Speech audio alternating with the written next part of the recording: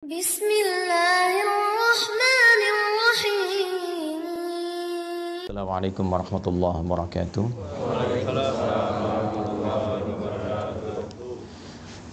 Alhamdulillahilladzi aqsama bis-subhi idza tanaffas.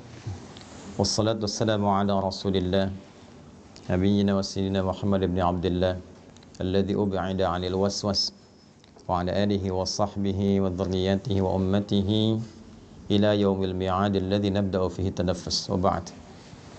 Jamaah sekalian yang dirahmati Allah Subhanahu wa taala. Alhamdulillah, di kesempatan pagi hari ini waktu Indonesia bagian barat di sana dan waktu Jepang di sini 2 jam berbeda, kita lebih cepat. Tapi dalam kecepatan 2 jam itu kita masih diberikan kesempatan oleh Allah untuk beriman. Ini nikmat yang penting untuk kita syukuri, karena di antara sekian orang berkehidupan di hari ini, belum tentu keseluruhannya bisa mendapatkan anugerah iman. Di antara sekian orang yang mengatakan dirinya beriman kepada Allah, alhamdulillah kita yang masih diberikan kekuatan untuk membuktikan keberimanan kita kepada Allah dengan menunaikan ibadah salat subuh berjamaah di Masjid Indonesia Tokyo ini. Semoga sholat kita diterima oleh Allah Subhanahu wa ta'ala, doa-doa kita diijabah, dan zikir-zikir kita insya Allah juga diperkenankan dengan penerimaan yang baik si Allah Subhanahu wa ta'ala. Alhamdulillah, yang pertama ini syukur dan kebahagiaan tersendiri, kami diberikan kesempatan kembali untuk membersamai jamaah di Masjid Indonesia Tokyo ini, di masjid yang sama-sama kita berjuang untuk bisa menghadirkannya. Dari awal peresmian juga saya menghadiri dan mengikuti kegiatan dari sejak bahkan Ramadannya, di luar Ramadannya.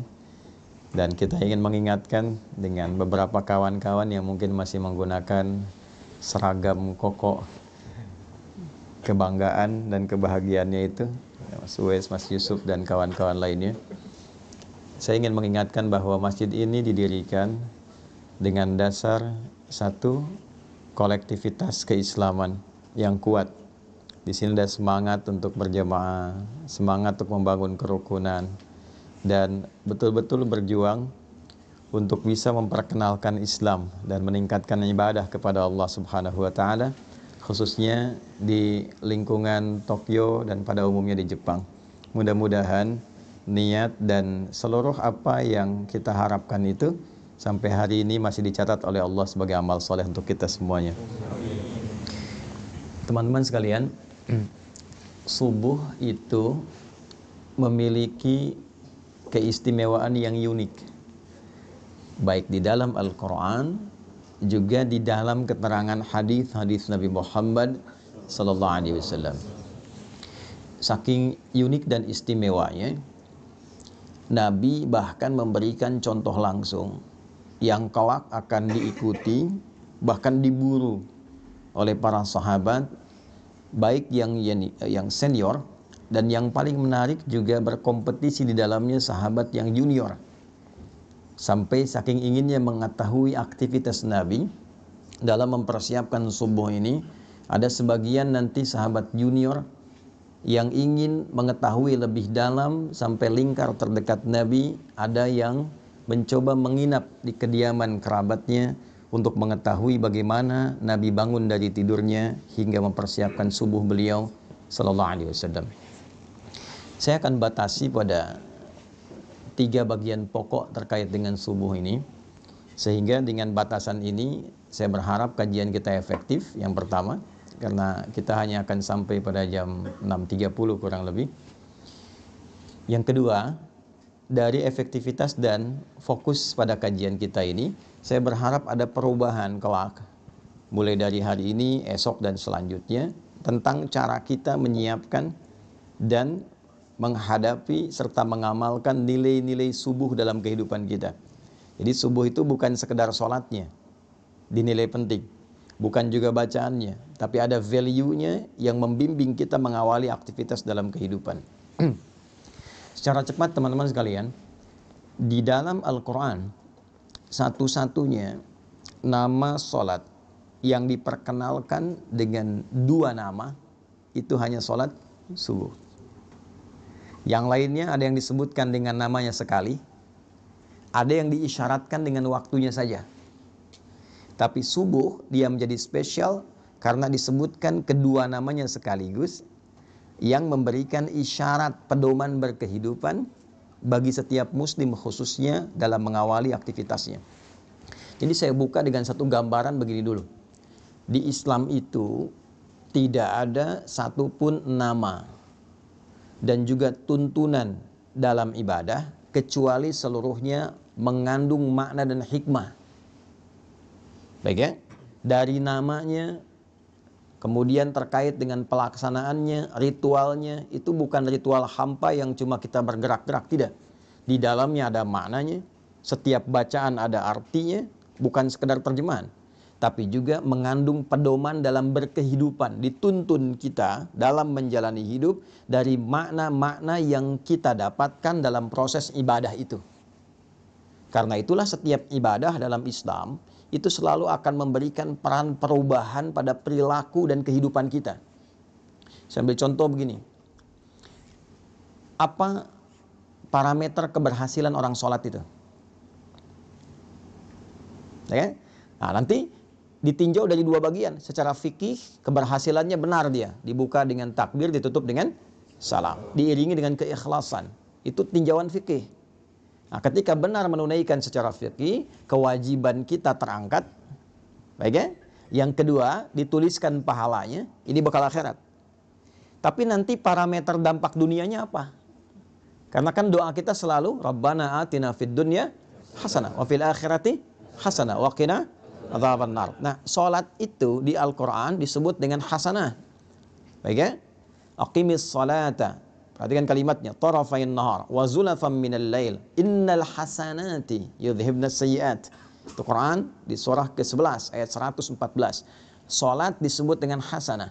Nah, apa dampak salat yang disebut hasanah itu bagi dunia dan akhirat kita? Tadi secara fikih kalau benar salatnya dibuka dengan takbir, ditutup dengan salam, diiringi dengan keikhlasan, kita meyakini sepenuhnya ada pahala dituliskan. Pahala itulah bekal kita pulang untuk ke akhirat. Kalau ini semua dilepas, jaket, baju, handphone yang bagus-bagus ya, masuk alam kubur aja dilepas. Jangankan ke akhirat, masuk alam kubur tidak dibawa. Baik ya?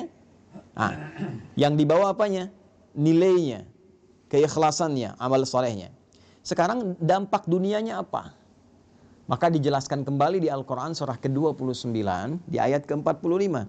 Utlu ma uhya ilaika minal kitab wa aqimis salah. Inna salata tanha 'anil fahsya wal munkar. Jadi kalau sholat itu benar dikerjakan, satu dampak dunianya dia bisa merubah perilaku, bertransformasi menjadi pribadi yang lebih baik. Karena itu dulu orang-orang yang hidup di era jahiliyah, ya, ketika kemudian diberikan risalah sholat lewat Nabi Muhammad SAW, itu seketika bisa merubah perilakunya menjadi pribadi terbaik yang hidup di zamannya. Allah. Anda bayangkan, sholat bisa merubah orang dari pribadi pencela menjadi pecinta, dari pemukul menjadi perangkul, ya kan? Dari penipu menjadi pribadi yang sangat dermawan. Itu sholat. Yang kedua, banyak nanti dampak duniawinya, memberikan banyak ketenangan pada diri kita. Ya, itu ditemukan nanti di Quran surah 13 ayat ke-28, ditafsir di Quran surah ke-20 ayat ke-14. Ala bi dzikrillahi tatma'innul qulub. Yakinkan pada dirimu bahwa zikir yang benar itu berpengaruh pada ketenangan hati, berdampak pada ketenangan jiwa. Nah, salat ini puncak zikir tertinggi. Nanti berdoa juga zikir, karena doa disebut dengan zikir di Quran, surah 7 ayat 205. Baca Quran itu zikir, Quran surah 15 ayat 9. Ya kan? Kita ba'da salat tadi zikir, Quran surah keempat ayat 103. Nah, semua jenis zikir dikumpulkan dalam salat. Takbir ada di situ, tasbih ada di situ, tahmid ada di situ, Quran ada di situ. Ya, karena fungsi zikir itu melahirkan ketenangan. Karena itu ketika kita menunaikan salat, dan salat disebut dengan zikir, wa aqimis salata li dzikri, tunaikan salat sebagai zikir kepadaku, maka disitulah ada puncak ketenangan yang bisa kita dapatkan. Jadi kalau Anda sedang gelisah, bekerja, gelisah, ada masalah, mampir masjid. Kalau nggak sempat menemukan masjid, ambil wudhu, menghadap kiblat, sholat 2 rakaat. Disitulah dapatkan ketenangan dalam hati kita. Walaupun solusi belum tiba saat itu, tapi hati kita cenderung tenang. Itu dampak dunianya. Jadi tidak ada ibadah di dalam Islam yang tidak punya makna. Dan tidak ada satupun ibadah dalam Islam yang tidak memberikan pengaruh pada kehidupan implementatif kita ke dalam keseharian. Nah sekarang kita akan mulai dari yang basic dulu, yang kita lakukan setiap hari sebagai seorang mukmin, yaitu pertama menunaikan ibadah sholat. Waktunya dibuka dengan yang pertama, yaitu sholat subuh. Apa artinya subuh? Itu dulu. Jangan-jangan selama ini sholat subuh tapi kita belum mengetahui artinya subuh. Yang kedua, dia punya nama yang kedua lagi diperkenalkan dalam Al-Quran. Tadi yang saya bacakan. Ya, contoh Quran surah ke-17 di ayat ke-78. Ia juga disebut dengan Fajr.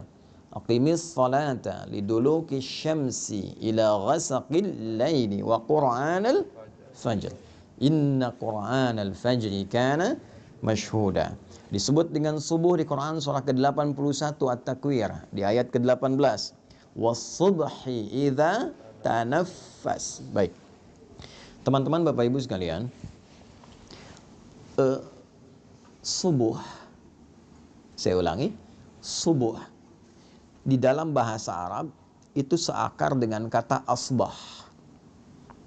Asbah itu asalnya sesuatu yang sudah siap, rencana yang sudah matang. Asalnya bila Anda memiliki agenda yang tersusun rapi, yang siap Anda eksekusi, yang siap Anda jalani, itu orang Arab akan bertanya begini, kaifa asbaht? Nah, bagaimana kabarmu di subuh ini? Maksudnya bukan bertanya keadaan kita semata.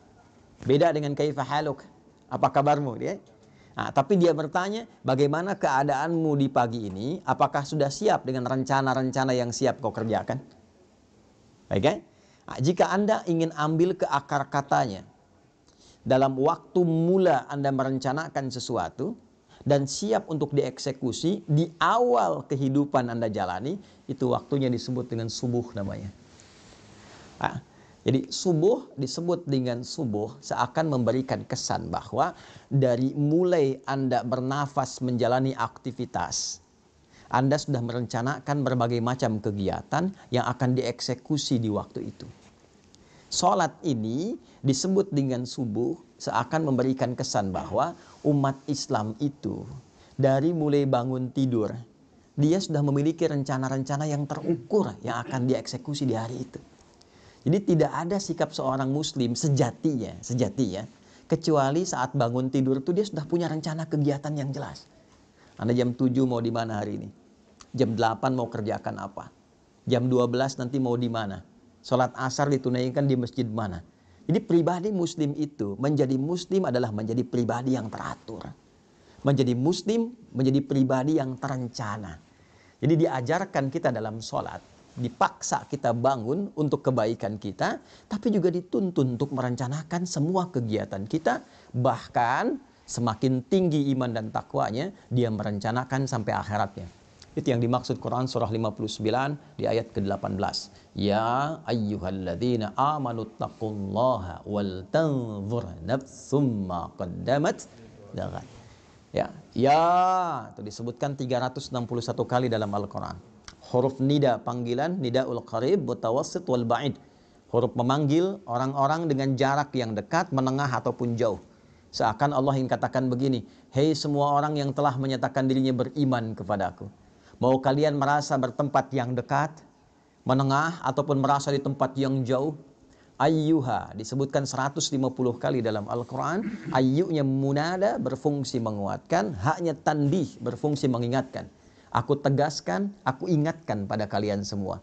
Alladzina disebutkan 1080 kali dalam Al-Quran. Mencakup laki-laki, perempuan, besar, kecil, tua, muda, apapun strata kehidupannya. Siapapun kalian, besarnya pangkat, tak punya jabatan, apakah merasa hartanya melimpah atau cukup hidupnya, berilmu atau sedikit ilmunya, tanpa kecuali aku tidak bedakan, kata Allah, sepanjang kalian masih menyatakan dirinya beriman. ittaqullah. Tingkatkan dan jaga selalu takwamu kepada Allah. Dan di antara ciri orang takwa itu, wal tanzur nafsum ma qaddamat lighad. Dia memiliki kesiapan-kesiapan rencana sampai persiapan pulangnya kembali pada Allah Subhanahu wa taala. Jadi takwa itu bukan hanya sholat. Ya, takwa itu bukan hanya baca Al-Qur'an. Ya, ketika Anda menyiapkan rencana yang terukur pun, memiliki program-program kehidupan sampai pulang, itu bagian dari takwa. Nah, saya tanya begini, siapa yang pengen ke surga? Angkat tangan boleh. Nah, ya? Yang surganya Firdaus. Nah, Masya Allah. Dah, turun dulu. Yang merasa sudah cukup amalan untuk ke Firdaus. Boleh angkat tangan. Nah, sampai batuk tuh. Yang merasa amalnya masih sedikit. Yang merasa banyak salah, angkat tangan. Tuh, ya. Boleh aneh ya? Nabi Adam itu salahnya satu. Keluar dari surga. Anda salah banyak pengen masuk. Nah, bagaimana memplanning itu? Menyiapkan rencana yang positif sampai kita mendapatkan rahmat Allah. Jadi rumusnya kan turunkan. Turunkan jenis surganya di Al-Quran, ada 8 jenis. Dari Firdaus sampai ke surga yang standar biasa. Tapi mohon maaf, standarnya pun tetap surga. Itu turunkan karakternya bagaimana, amalannya apa saja, tekuni itu dengan profesi kita di bumi. Sampai kita mendapatkan hasilnya. Itulah subuh. Misal, Anda menginginkan surga Firdaus. Karakteristik penghuni surga Firdaus dan amalannya, itu ada misalnya di Al-Quran surah ke-23. Ayat 1 sampai dengan 9. Sampai Anda menemukan kalimat ulaika humul warithun alladzina yarithuna al-firdausa hum fiha khalidun. Ada orang-orang calon penghuni surga Firdaus yang sedang berpetualang di bumi. Nah, siapa mereka itu? Nah, balik ke atas, qad aflahal mu'minun. Ciri pertamanya dia punya iman yang kuat. Ada amana, amanu, yu'minun, mu'minun, beda. Amana, amanu baru standar keimanan. Perlu dilatih amal soleh terus ditingkatkan. Karena itu ketika amanu dibuka lagi dengan amal soleh, dibuka dengan puasa, dibuka dengan sholat dan seterusnya. Ya, wal asr, innal insana lafi khusr illa alladzina amanu wa amilus salihat. Ya, maka dipacu lagi dengan amal soleh. Naik nanti yu'minun. Ya, iman yang konsisten dijaga terus. Alladzina yu'minuna bil ghaibi wa yuqimunas, latihan dia. Setelah merasa nikmat, merasa imannya kuat, ya cirinya salah satunya jangankan yang fardu, ketinggalan yang sunnah saja sudah gelisah itu. Dia berubah jadi mukminun. Karena itu kualitasnya beda. Kalau amana, amanu baru sekedar sholat. Yang penting terpenuhi kewajiban. Kalau sudah mukminun, dia ingin memastikan sholatnya terasa nikmat dan khusyuk. Alladzina hum fi sholatihim khashi'un. Maka Anda boleh menjadi pengajar, boleh menjadi pebisnis, boleh menjadi diplomat, birokrat, tapi dalam saat yang sama, kalau ingin Anda punya rencana ke surga Firdaus, jaga waktu sholat Anda dan tunaikan dengan khusyuk. Firdaus. Kalau sholat biasa, mungkin khusyuknya standar. Tapi pengen ke Firdaus, berusaha terus selama hidup dalam level kehusyuan yang tinggi yang mampu kita lakukan. Ya, walladzina hum 'anil lagwi mu'ridun, yang enggak penting-penting tepikan. Nah, itu dibuat rencananya secara terukur. Kita tuh punya visi panjang loh, bukan cuma dunia. Sampai akhirat, akhiratnya turunkan, jadikan panduan berkehidupan. Nah, itulah yang dimaksud Quran. Surah ke-81, ayat 18. Wasubhi idza tanaffas. Dan aku bersumpah, kata Allah. Pakai kosam tuh. Demi waktu subuh. Yang mengiringi setiap nafas yang keluar, yang baik, yang dengan itu keluarlah produktivitas amal soleh setiap makhluk. Allah kasih contoh. Maaf, setiap subuh itu diberikan semua contoh kehidupan kita. Tumbuhan, nafas pertamanya keluar oksigen. Ya, dia serap karbon dioksida, dia keluarkan oksigen pagi hari. Saya waktu di Utrecht di Belanda itu, setelah ada sesi mengajar itu, saya tinggal di satu flat apartemen, itu depannya itu bagus sekali, hutan lindung yang terjaga, sehingga udaranya bagus. Saya ingin buktikan bagaimana ayat ini bisa terasa dalam fenomena alam. Saya keluar kurang lebih 2-3 menit sebelum waktu subuh. Itu udara yang terasa, masih terasa karbon dioksidanya. belum segar. Tapi begitu masuk waktu subuh, wasubhi idza tanafas, ganti. Oksigen mulai muncul, segarnya mulai muncul. Jadi Anda bisa bayangkan, tumbuhan saja dimulai waktu subuh dia sudah punya rencana yang terbaik untuk memberikan manfaat dalam kehidupan. Ayam subuh sudah berkokok, kan? Binatang, angin, subuh, sepoi sudah bertasbih. Jadi Anda bayangkan makhluk yang tidak dihisab. Dia punya rencana strategis dalam hidupnya dan sudah memberikan manfaat di awal aktivitasnya.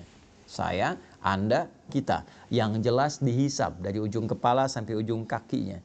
Yang menginginkan berada di surga Firdaus di awal masa transit sampai tinggalnya di akhirat nanti. Maka ditanya oleh Allah, tanya balik tuh. Apa yang kau siapkan? Rencana apa yang kau punya? Di awal bangunmu, di awal nafas kehidupan yang engkau akan jalani. Jangan-jangan tumbuhan yang tidak dihisab memberikan manfaat, manusia yang dihisab justru belum punya rencana manfaat yang bisa ditebarkan dalam kehidupan. Maka kita diajarkan dari awal. Ya, saking pentingnya rencana-rencana yang baik ini, maka Al-Quran meminta kita menyiapkan bahkan sebelum subuhnya. Ya, saya mulai dari hadis Abu Daud, nomor hadis 1367. Nanti diriwayatkan oleh sahabat mulia yang junior, namanya Abdullah, anaknya dari paman Nabi SAW, Abbas bin Abdul Muttalib radhiyallahu ta'ala anhu. Perhatikan kalimatnya, beliau meriwayatkan, dan riwayat ini sangat penting, dari 2000 riwayat yang pernah beliau sampaikan. Qala an Ibnu Abbas radhiyallahu ta'ala anhuma qala kana an-nabiy sallallahu alaihi wasallam. Ibnu Abbas ini meriwayatkan hadis ini sampai beliau meminta menginap di rumah bibinya Sayyidah Maimunah. Jadi kalau nanti Anda yang umrah atau haji, mudah-mudahan yang belum bisa segera ya untuk berangkat. Nah, itu tidak cukup dengan amin, nabung tuh ya.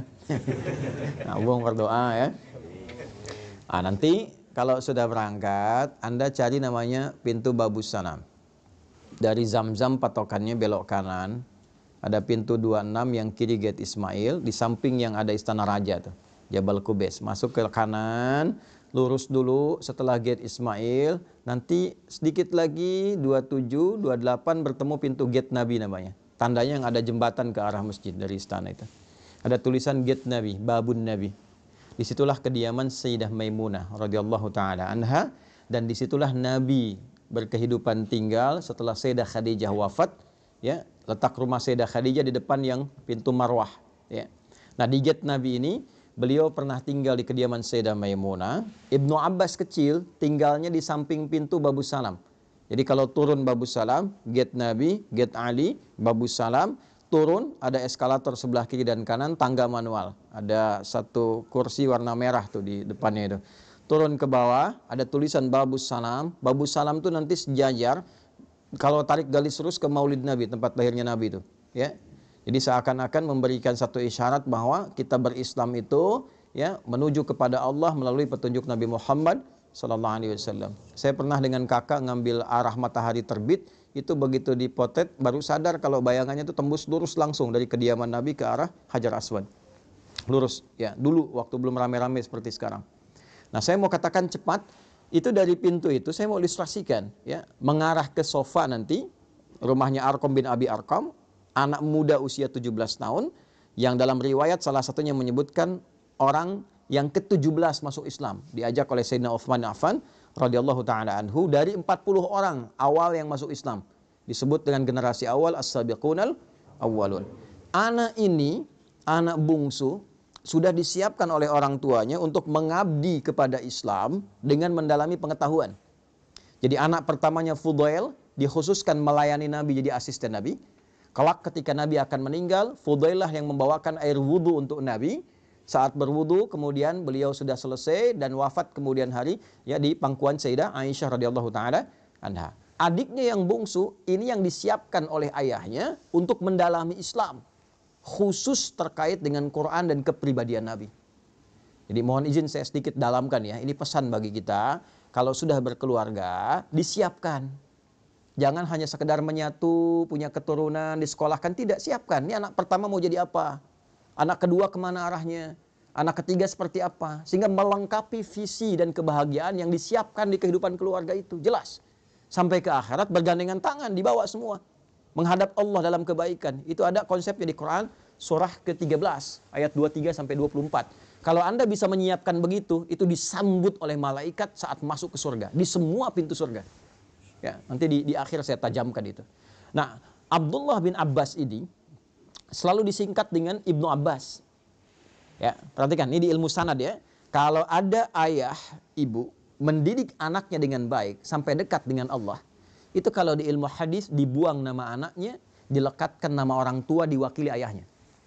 Misal, namanya Abdullah, bapaknya Abbas. Diisyaratkan dengan ibnu, anak laki-laki, Abbas. Abdullahnya dibuang.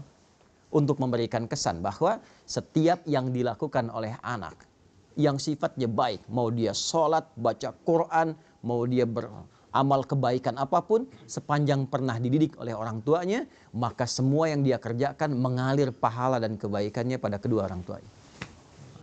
An Ibnu Abbas radhiyallahu taala anhuma, hadis ini diriwayatkan oleh Ibnu Abbas. Jadi kalau saya bacakan hadis ini, Anda yang dengar sekian banyak, live ribuan orang misalnya tonton, itu satu hadis ini dari ribuan orang yang menyimak mengalirkan pahala untuk Abbas dan juga istrinya dan keluarga besarnya. Bayangkan. Beliau mengatakan, kana Nabiyyu sallallahu alaihi wasallam, adalah kebiasaan Nabi sallallahu alaihi wasallam. Idza staiqadha min naumihi, jika beliau bangun dari tidurnya, fajalasa, beliau duduk terlebih dahulu. Nah, ini sunnah. Nah, jadi bangun tidur terus duduk ya, bukan mandi. Nggak ada orang tidur bangun langsung mandi. Ayo yang guru-guru di street ya, diajarkan lirik yang sesuai hadis itu bagus. Bangun tidur terus duduk. Kemudian duduk dulu tenang. Kemudian wa masaha biyadihi min athari naumi. Beliau menghilangkan bekas ngantuknya dulu dengan bagian tangan yang diduga bersih. Hilangkan dulu ngantuknya. Ya, ini penting kalimat ini karena nanti ada hadis. Kalau Anda bangun tidur, cuci dulu tangan Anda karena Anda tidak tahu tangan itu berkelana kemana saat tidur. Ya, dalam situasi yang khusus. Tapi situasi yang umum, yang bersihnya, hilangkan dulu bekas ngantuknya. Nah, supaya Anda berdoa dalam keadaan sadar. Jadi bukan berdoa dalam keadaan ngantuk. Ya, sadar. Di Islam itu wahyu pertama turun, Anda masih ingat nggak? Apa bunyinya? Iqra. Baik, Iqra. Tapi tidak jarang orang melihat proses mendapatkan Iqra itu. Teman-teman, Nabi itu menerima wahyu seluruhnya dalam keadaan sadar dan terjaga. Ya, mau saya katakan begini. Ya, itu kan malaikat meluk kan? Ya kan? Di Gua Hira kan sendirian Nabi dipeluk oleh malaikat, menyamar jadi laki-laki, dikatakan Iqra. Saya tanya gini lah, kalau Anda sedang sendirian di luar, tiba-tiba ada yang meluk dari belakang. Iqra. Perasaan Anda gimana? Ngeri ya? Nabi stabil, Nabi tidak pingsan. Nabi kuat menerima itu dan diterima dalam keadaan sadar. Artinya apa? Seluruh apa yang diajarkan oleh Nabi bukan hanya dibimbing dan dikuatkan oleh Allah, tapi dipastikan dengan ikhtiar yang baik, yang sempurna, yang terukur. Tidak ada satu bacaan pun yang diajarkan Nabi dalam keadaan beliau tidak sadar, itu nggak ada. Ya, jadi kita baca doa itu, pastikan dulu, sempurna dulu keadaan diri kita, siapkan dengan baik. Jangan sampai alhamdulilladzi ahyana ba'da ma amatana. Amatannya panjang, amatana walaihin nusyur gitu ya. Bangunnya jam 3, sadarnya jam 6 gitu kan. Itu. Nah, siapkan. Setelah itu, nah ini poinnya. Yang kita tahu kan baru doa tadi ya. Sekarang perhatikan hadisnya. Faqara'a khawatimah Ali Imran. Maka beliau membiasakan membaca 11 ayat terakhir surah Ali Imran. Nah, secara cepat saja. Di 11 ayat terakhir surah Ali Imran, dimulai dari 190 sampai 200, itu adalah tuntunan merencanakan kegiatan yang dibuat dalam waktu yang panjang sampai ke akhirat kita. Inna fi khalqis samawati wal ardi wa ikhtilafil laili wan nahari la ayatil liulil albab. Sungguh tancapkan pada hatimu yang paling dalam, jangan sampai ragu. Kalau kita ngaji agak dalam sedikit. Inna harfu nasbin wa taukidin tansibul isma wa tarfa'ul khabara mabniyun 'alal fathi la mahalla lahu minal i'rab. Inna itu berfungsi untuk menguatkan pesan agar disampaikan kepada hati kita. Kuatkan, jangan sampai goyah. Dibuka hikmahnya, makanya alamatnya fathah, ya kan? Kalau dia nanti sifatnya mudzakkar salim, pakai ya untuk dikuatkan, diikat dengan baik, ya, ikat pada hatimu. Sungguh tancapkan pada hatimu yang paling dalam. di balik hikmah penciptaan langit dan bumi dan seluruh kegiatan berganti siang dan malam, ada orang-orang yang paham substansi kehidupan. La ayatil liulil ulul albab, itu yang mengerti esensi hidup. Paham. Nih, Anda mesti mengerti, Anda kesini untuk apa? Anda ngajar mau cari apa? Anda bekerja untuk apa? Ya, ada orang-orang yang saking pahamnya kalimat, baru disebutkan satu kata, dia mengerti arahnya mau kemana itu. Itu ulul albab namanya. Lub. Ya, tahu kelapa?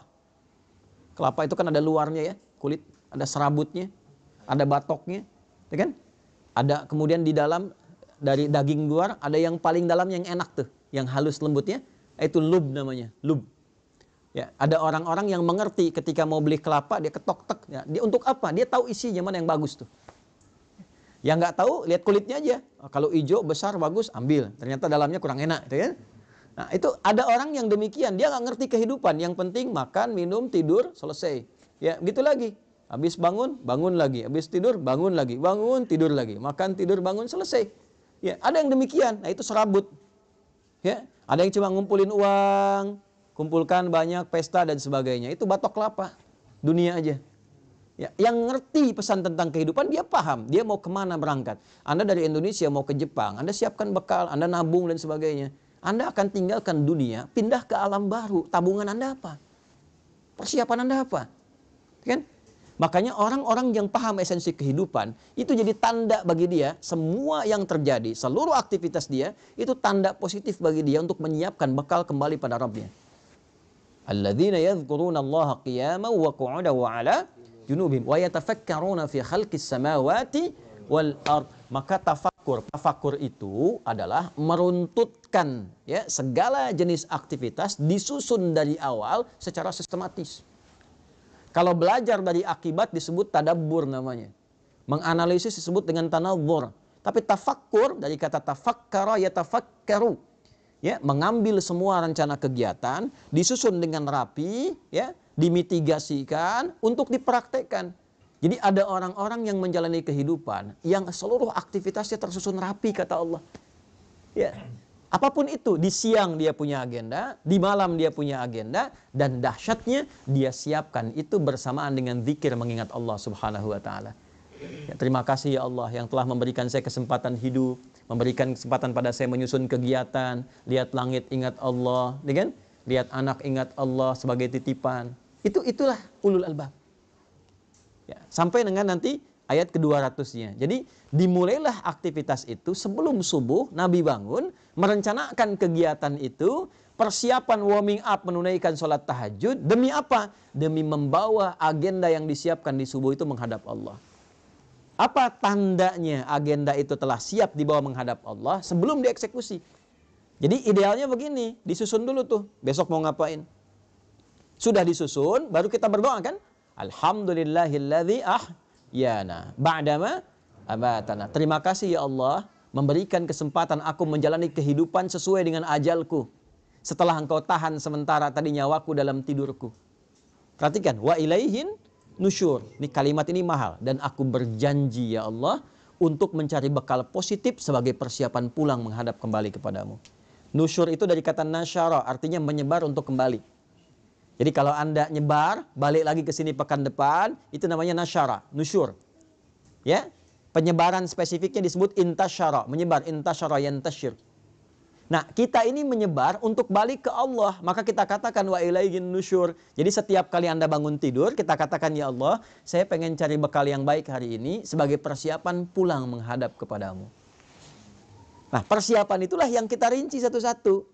Ya, jam sekian saya bangun kerjakan ini. Sebelum kita eksekusi, bawa dulu itu menghadap Allah supaya dibacakan oleh kita. Minta kemudahan, minta kelancaran, minta perlindungan. Semua bacaan yang kita bacakan itu disebut dengan Quran dalam bahasa Arab. Zikir itu Quran. Ya kan? Doa itu Quran. Bacaan-bacaan kita Quran. Kalau yang dimaksudkan Al-Fatihah sampai dengan An-Nas, tambahkan alif lam di depannya, menjadi Al-Quran. Jelas? Baik ya? Al-Quran, kalau pakai alif lam, kayak artikel the dalam bahasa Inggris. Ya, there are so many cars outside. Itu banyak tuh mobil di luar tuh. Tapi kalau kita katakan the car, is yours. Ya, tapi yang ini itu punya Anda. Baik ya? Itu kayak artikel Al-Quran khusus untuk firman Allah yang disampaikan melalui malaikat Jibril pada Nabi Muhammad SAW dari Al-Fatihah sampai An-Nas, berpahala dan beribadah kita dalam membacanya. Itu Al-Quran. Tapi kalau Quran itu semua bacaan yang kita sampaikan pada Allah. Ya, agenda kita, doa kita, harapan kita, zikir kita, istighfar kita itu digabungkan semua jadi apa? Quran. Maka susun itu agenda kita, harian kita. Nanti tandanya apa? Saat matahari sudah memancarkan sinar pertamanya, membelah kegelapan malam. Pancaran sesuatu pada yang positif, membuka sesuatu yang terang pada nilai kebaikan disebut fajar namanya. Pancaran yang negatif, yang mengarahkan pada keburukan disebut fujur namanya. Ada fajar, ada fujur. Pancaran materi yang keluar secara fisikal, memancar tuh dari bawah ke atas disebut infajar namanya. Tiga-tiganya ada di Quran. Contoh, Anda mau bor tanah ya supaya keluar air misalnya. Ya, begitu Anda bor, keluar airnya. Itu bahasa Arabnya namanya infajar. Nabi Musa punya tongkat dipukulkan ke batu, ya, maka batunya terbelah keluar 12 mata air. Al-Baqarah ayat 60. Wa idhistasqa Musa liqaumihi faqulna idrib bi'asakal hajar fanfajarat minhu 12 aina. Infajar, keluar 12 mata air. Ya, tongkat Nabi Musa kayu dipukulkan ke batu, kuat batu secara material. Tapi ketika tongkatnya mukjizat dipukul batunya yang belah. Ya, keluar 12 mata air. Anda punya tongkat emas, pukulkan ke batu, ya, keluar 12 air mata tuh, pecah tongkatnya. Nah, fujur itu pancaran negatif yang keluar dari nafsu. Jadi ada takwa, pancaran positif, ada fujur, pancaran negatif. Ya, provokatornya setan. Kalau takwa, supporternya malaikat. Nanti malaikat disebutkan 88 kali, setan disebutkan 88 kali. Quran surah 91 ayat 7 sampai 10. Wa nafsin wa ma sawwaha fa alhamaha fujuraha wa taqwaha. Allahu akbar, Allahu akbar. Jiwa takwa aktif. Sudah adzan ya. Nggak terdengar adzan, tetap aktif. Subuh siap-siap. Besok jam sekian. Ya kan? Tapi begitu Anda sudah siap, adzan terdengar, selesai adzan, nah jiwa fujur muncul lagi. Tenang baru adzan. Belum qomat, ya kan? Waktunya masih panjang, pernah begitu? Itu fujur namanya. Itu kan pancaran dari tubuh kita memancar tuh. Nanti keluar dari sini itu aktif juga. Begitu keluar lihat tuh kan sepatunya bagus yang itu ya. Aktif itu. Ya, nah itulah perjuangan kita ngontrol itu. Nanti pancaran keburukan disebut fujur, pancaran kebaikan secara material fisik bendanya ada disebut dengan infajar. Tapi kalau memancar sesuatu, membuka celah kebaikan, membuka sebuah terang, ya, memberikan dorongan-dorongan positif untuk memulai satu aktivitas disebut fajar namanya. Maka diperkenalkanlah kemudian waktu ini selain subuh, waktu kita membawa agenda, datang kepada Allah, tandanya apa? Fajar. Matahari sudah mulai memancarkan sinar pertamanya, membelah kegelapan malam sebagai tanda aktivitas akan dimulai.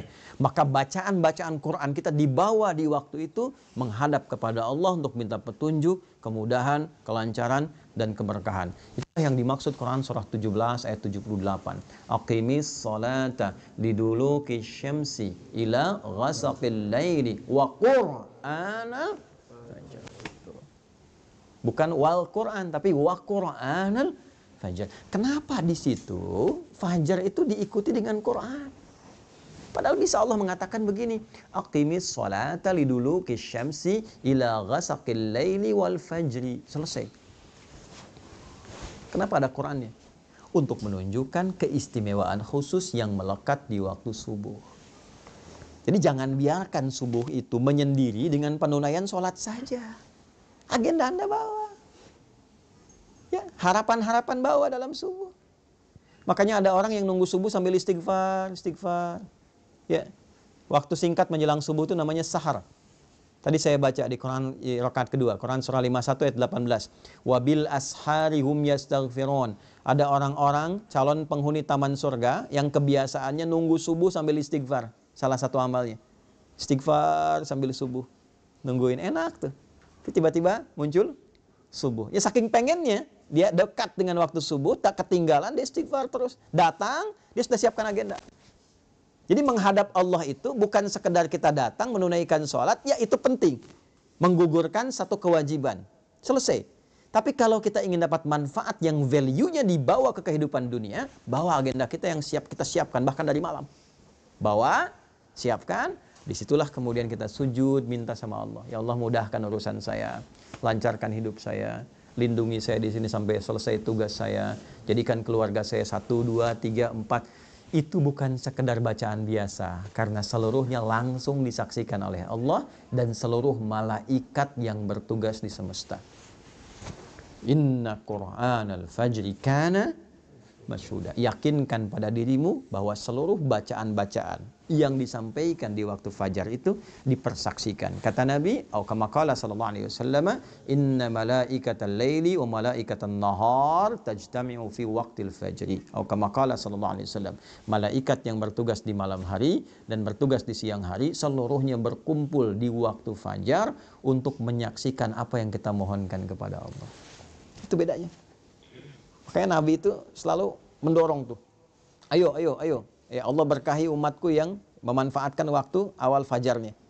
Ya, pernah dengar Abdullah bin Abi Umi Maktum?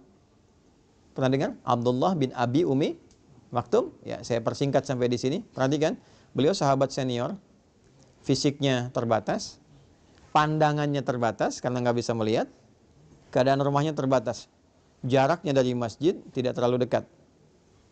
Tapi beliau pribadi ahli masjid, senang i'tikaf.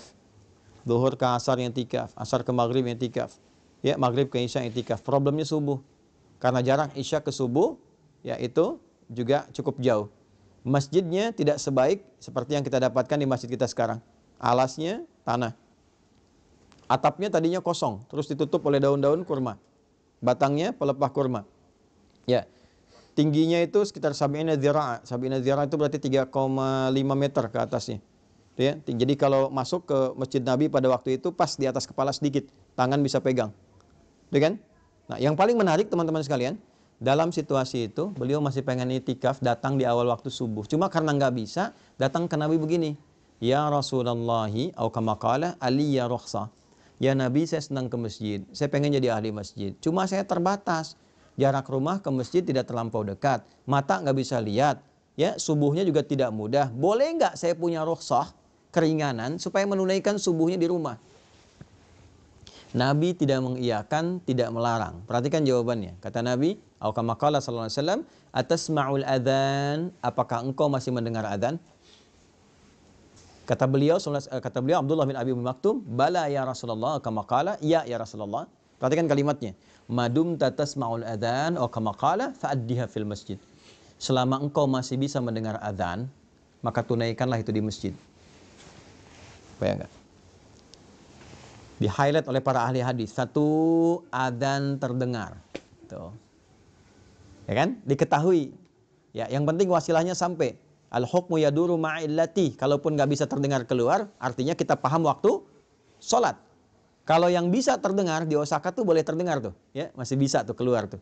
Ya, itu bayangkan maksudnya apa? Yang adzannya pun adzan yang baik supaya terdengar nyaman orang ke masjid. Tadi adzan bagus tuh, yang adzan di sini tadi tuh. Ya. Madinah mirip-mirip tuh. Maksud mirip-mirip tuh gini, bukan lagunya, bukan. Ya. Maksud mirip-mirip tuh begitu as-salat subuh kan? As-salatu khairum minan naum. Salatnya yang panjang tuh. Ya kan? Naumnya pendek kan? As-salatu khairum minan naum. Pendek kan? Nah, di kita di Indonesia kadang-kadang naumnya yang panjang. Ya, salatu khairum minan naum. Tidur lagi tuh. Ya. Nah, saya mau balik tuh. Satu, adzan, atau kalau kita tidak dengar adzan seperti sekarang, sepanjang beriman, catat waktu sholat. Itu ada di Quran surah keempat ayat 103. Inna salata kanat 'alal mu'minina kitaban mauquta. Kalimat bebasnya, orang beriman itu tahu waktu sholat. Jelas? Oke. Selanjutnya apa? Begitu mendengar kalimat Nabi, sepanjang engkau mendengar itu, usahakan tunaikan di masjid. Maka sejak saat itu beliau mengatur waktunya. Bayangkan, tidak punya penuntun, jalan meraba ke arah masjid, datang di awal waktu di masjid yang kondisinya tadi saya uraikan. Anda bisa bayangkan, sejak saat itu bahkan adzan subuh itu haknya menjadi Abdullah bin Abi Ummi Maktum. Milik Abdullah bin Abi Ummi Maktum radhiyallahu taala anhu. Jadi Bilal itu naik menjadi adzan pembuka. Bilal adzan pembuka sebelum subuh tiba untuk mengingatkan siap-siap waktu subuh. Sejak peristiwa itu saking pentingnya subuh. Saking pentingnya. Setelah itu Abdullah bin Mas'ud radhiyallahu taala anhu baca Quran 50 ayat sebagai persiapan bagi masyarakat. Ayo siapkan agenda, siap-siap ke masjid, waktunya penting, mohon sama Allah. Baru setelah itu Abdullah bin Abi Maktum itu adzan, sahabat semua sudah ada di masjid. Itu yang menjadikan mereka dengan seluruh aktivitasnya sampai sekarang dikenang sukses apapun aktivitas mereka dan profesi mereka. Tidak ada satupun sahabat yang hidup di muka bumi ini dengan semua kegiatannya kecuali mereka sukses dan bahagia. Silahkan Anda cek profil mereka banyak sekali. Makanya bacanya tuh diperdalam lagi. Baca sirah, kajiannya ditambah supaya motivasi. Jangan yang aneh-aneh. Ya, Anda misalnya kan pelajar nih. Dari pelajar itu keluarkan ayat-ayat tentang ilmu, hadisnya apa. Lihat profil sahabat yang fokus di bidang ilmu. Ali bin Abi Thalib belajarnya bagaimana? Sampai pakar di bidang matematika. Itu bukan hanya tahu tafsir, hadis. Beliau itu paham matematika apa. Anda kalau ngaji tafsir, ada tafsir tuh bagus ya. Namanya Al-Jawahir, karya Tontawi Jawahari. Itu bagian terakhirnya ada kitab Lataif namanya judulnya itu. Di dalam Lataif ini ada keunikan-keunikan Ali bin Abi Thalib karena menyelesaikan persoalan-persoalan hukum itu dengan menggunakan pendekatan hitungan matematika. Indah deh. Yang perempuan itu ya, Sayyidah Aisyah itu kan dokter. Dalam arti paham bidang kedokteran, belajar ilmu kedokteran. Sayyidah Fatimah itu perawat.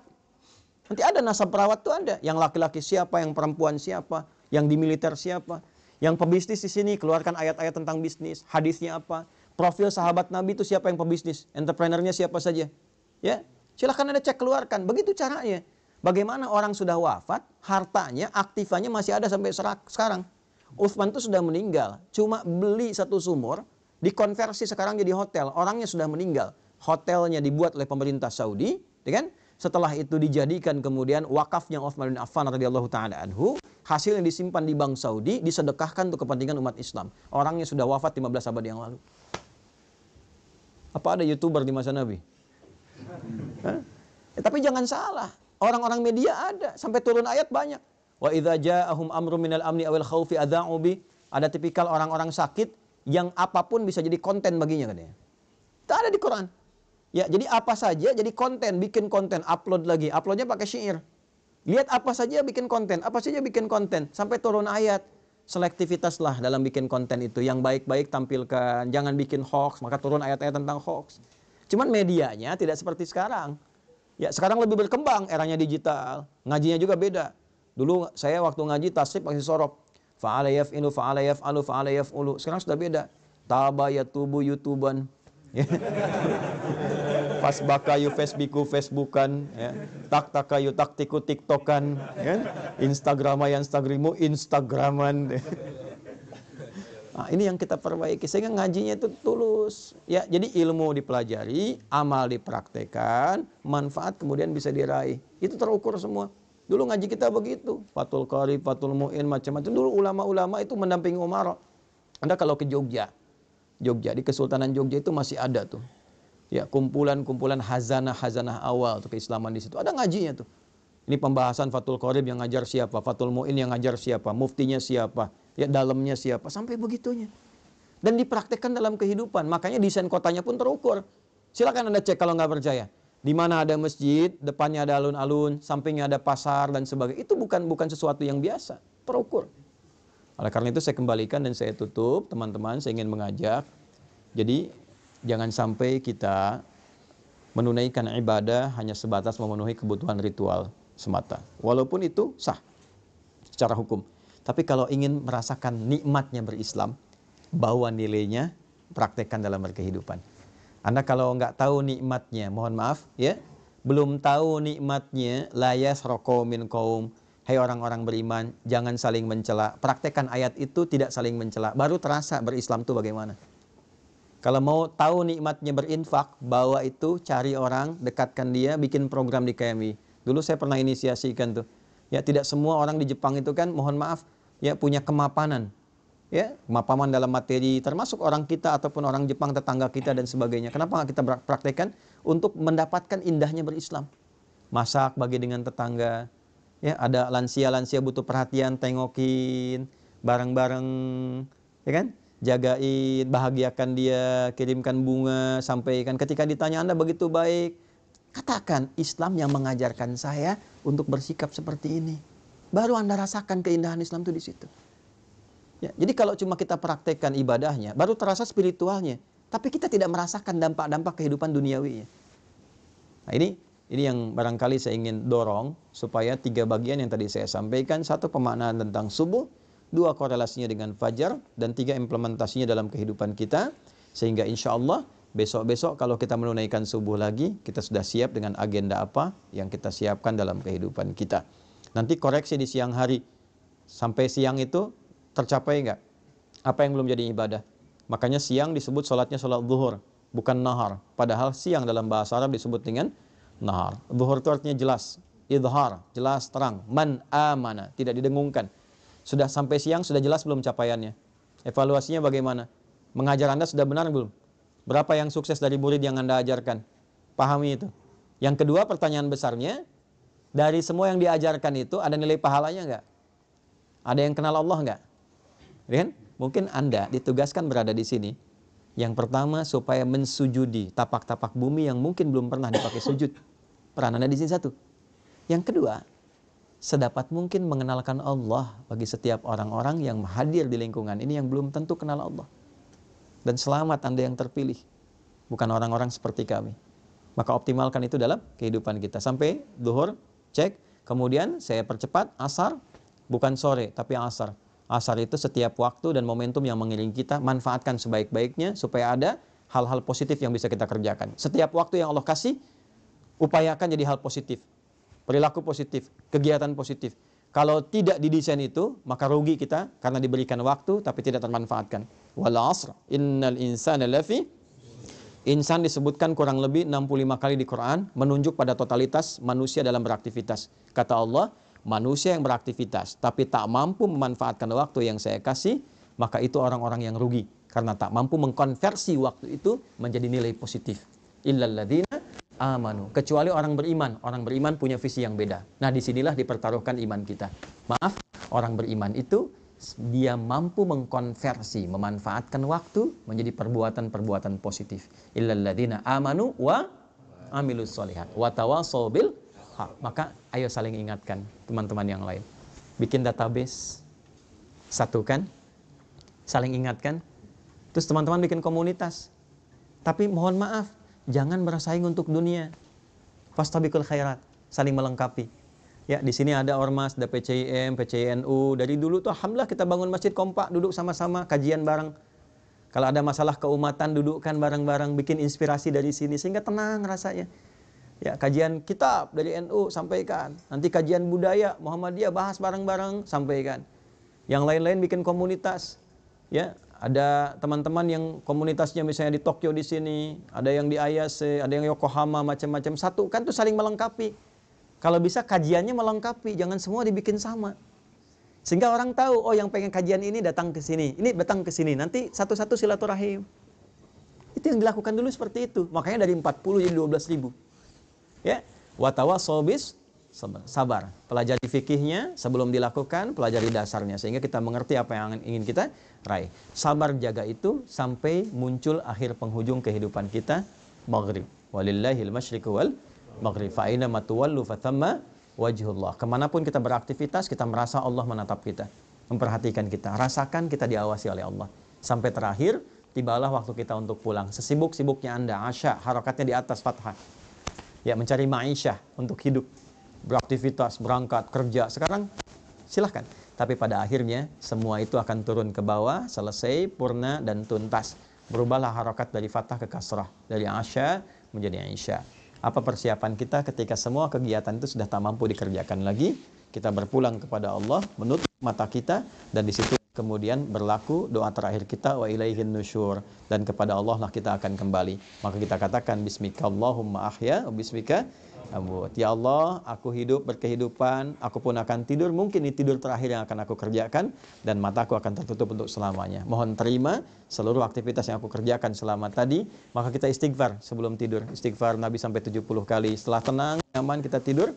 Dalam pun wafat, mudah-mudahan wafat dalam keadaan husnul khatimah. Inilah kurang lebih gambaran subuh sampai tidur kembali. Semoga bermanfaat. Semoga yang hadir saat ini bisa meraih manfaat dan tidak ketiduran, karena sekarang waktu merencanakan kegiatan, bukan waktunya untuk tidur. Saya kira itu dulu pengantar yang ingin saya sampaikan.